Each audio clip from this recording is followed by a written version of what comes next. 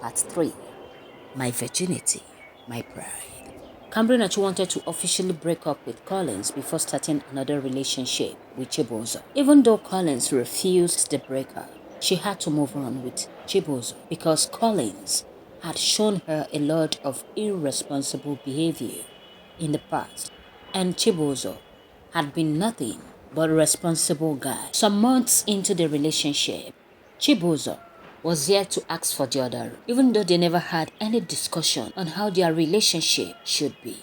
Cambry Nachi was very happy because she was afraid that Chibuzo would leave her or behave like Collins upon hearing that she is a virgin and want a deodorant-free relationship. One day, Cambry Nachi visited and Chibuzo was about going to the club with his male friends, and then he decided to have the other room experience with his newfound girlfriend before going to the club. But Cambry Nachi objected. He made another move. She objected again. He stood for a while watching her. He then came closer and demanded to know what the problem was. At first, she refused saying a word, but after a long persuasion from Chibuzo, she had to open up. On hearing this, Chibuzo was surprised and overwhelmed that at 23, she was still a virgin. He hugged her and then made a promise to help her keep it till their wedding night. Cambry Nachi was very happy and relieved, but yet still prayed to God to make him keep to his promise. For Chibuzo was that kind of man, she can't afford to lose him.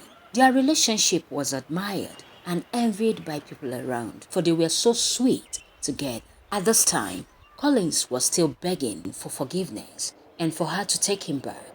But for Cambry, she had moved on. Chibuzo was her answered prayers. Everything was going on well.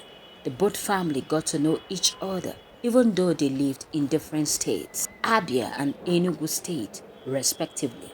The both family became so bonded that Chibuzo's younger sister had to travel from Abia to Enugu, stayed in Cambry Nachi's family house, and wrote her aptitude test. Things were still going on fine until Chibuzo cheated on Cambry Nachi with an excuse of always being in the mood for the other room and not getting it. It was a very heartbroken moment for her, but Chibuzo never left her alone. He kept begging and asking for forgiveness. With the help of Cambry Nachi's elder sister, he was forgiven, and their relationship continued.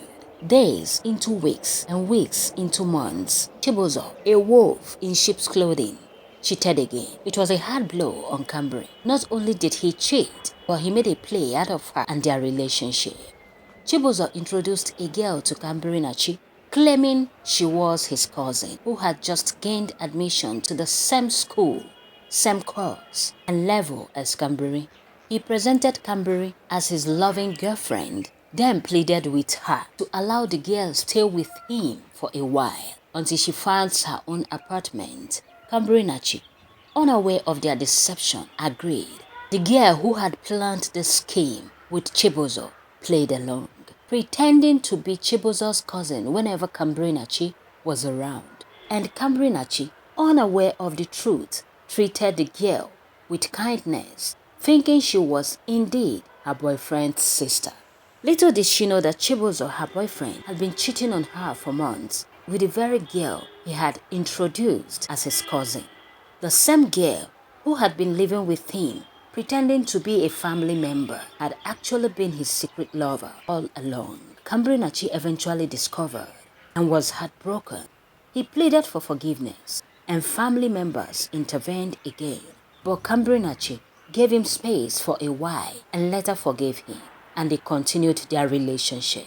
However, months later, Chibuzo's infidelity struck again. This time, he got his boss's housekeeper, the maid, pregnant.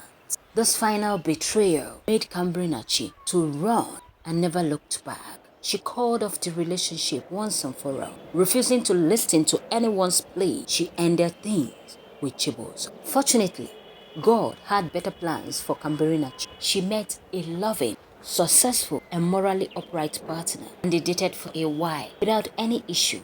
He proposed and she said yes. Their elaborate wedding was beautiful, and afterward, their love was fulfilled. Her husband showered her with thoughtful gifts, appreciating her love and commitment. Together, they lived happily ever after. Kambrinachi did got married a virgin. Her words she kept, her decision was rewarded. My virginity, my pride, is a tale with charity. Stay tuned.